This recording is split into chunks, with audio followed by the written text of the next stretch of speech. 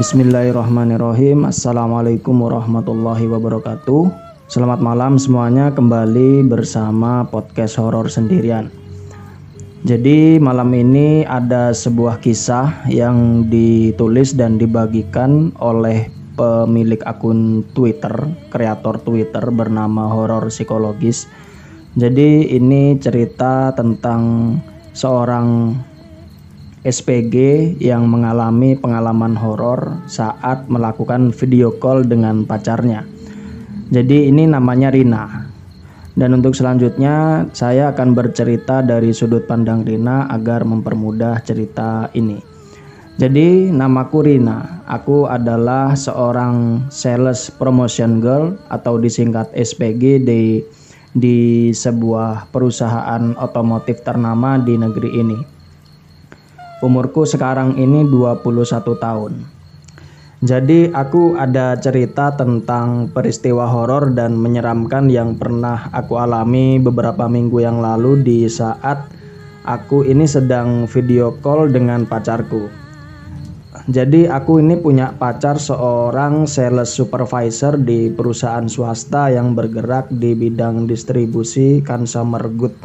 Nama pacarku Angga.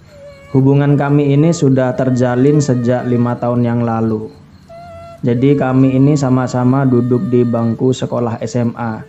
Iya, kami ini teman satu sekolah di SMA dulu. Namun sayangnya sejak setahun yang lalu pacarku ini dipindah ke luar kota. Dan hubungan kami pun mau gak mau kami pun harus menjalani secara jarak jauh atau alias LDR. Dan hampir tiap malam kami itu selalu video call untuk sekedar mengucapkan selamat malam atau mengabarkan tentang aktivitas kami masing-masing.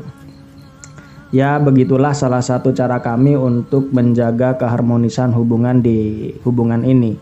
Meskipun sebenarnya setiap 2 minggu sekali ini pacarku ini pulang ke kotaku ini. Dan seperti biasa malam itu aku bersiap-siap, aku berdandan secantik mungkin untuk persiapan video call dengan si Angga, pacarku itu. Dan gak terasa hampir 1 jam itu kami video callan, bercanda gurau, romantis-romantisan dan melepaskan rindu. Dan tiba-tiba Angga itu menyela, "Aku tinggal bentar ya, kebelet pipis, mau ke kamar mandi. Jangan dimatiin." Aku mengangguk kepala pertanda iya. Kebetulan aku juga haus, mau ngambil botol minum di kulkas. Aku beranjak dari tempat tidur ini tergesa-gesa. Aku takut keduluan si Angga. Nah, karena terlalu buru-buru, aku saat itu kesandung selimut dan jatuh. Badanku berguling di samping tempat tidur dan HP-ku menggelinding masuk ke bawah tempat tidur.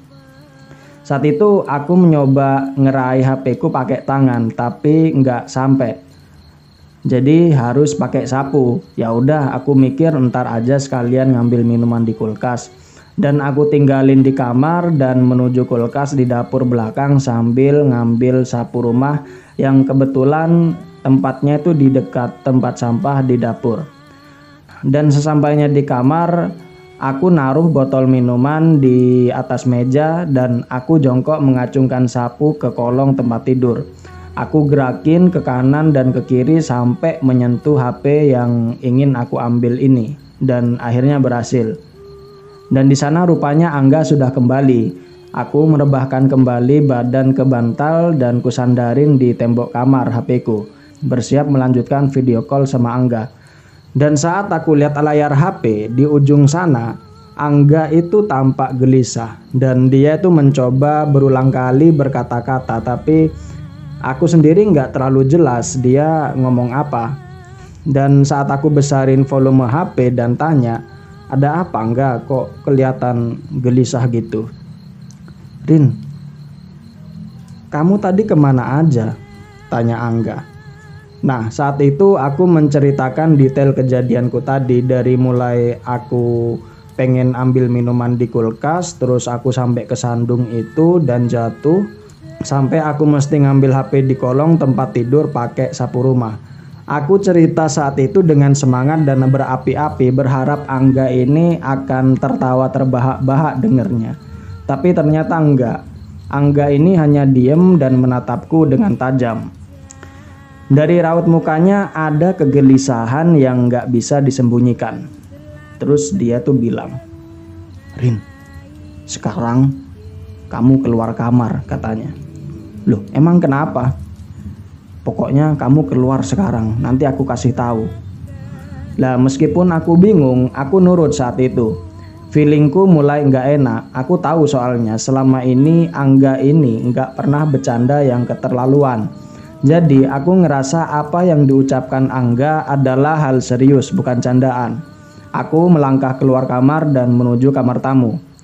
Suasana di kamar tamu ini gelap karena hari ini Papa dan Mama sedang di luar kota. Mereka ada undangan resepsi pernikahan rekan bisnis Papa. Jadi mereka menginap di hotel dekat lokasi resepsi dan aku hanya sendirian di rumah. Saat itu aku hidupin lampu kamar tamu, lalu aku duduk merebahkan diri di sofa tamu. Serius banget, ada apa sebenarnya? Di ujung sana raut muka Angga nggak berubah. Raut mukanya gelisah dan sekarang bertambah dengan raut muka orang seperti orang yang ketakutan. Terus dia tuh bilang, "Sekarang kamu keluar rumah dan minta tolong sama orang-orang, Rin. Rin, ada seseorang yang berada di bawah tempat tidurmu.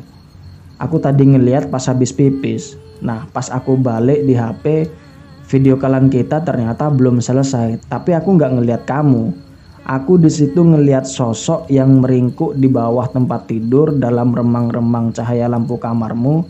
Dia natap aku dengan tajam dan mengerikan. Sosok laki-laki itu berwajah seram dengan luka goresan di bawah pelipisnya. Sampai akhirnya kamu tuh ngambil HP-mu yang jatuh itu." Nah, saat itu dadaku berdesir menahan takut. Jantungku berdetak kencang dan mulutku seakan terkunci tidak bisa bicara apa-apa. Sampai akhirnya aku berlari membuka pintu dan keluar rumah sambil berteriak histeris dan meminta tolong kepada warga sekitar.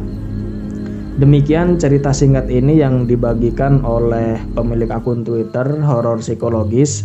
Semoga dari cerita ini kita bisa mengambil pelajaran dan hikmah baik buruknya seperti apa.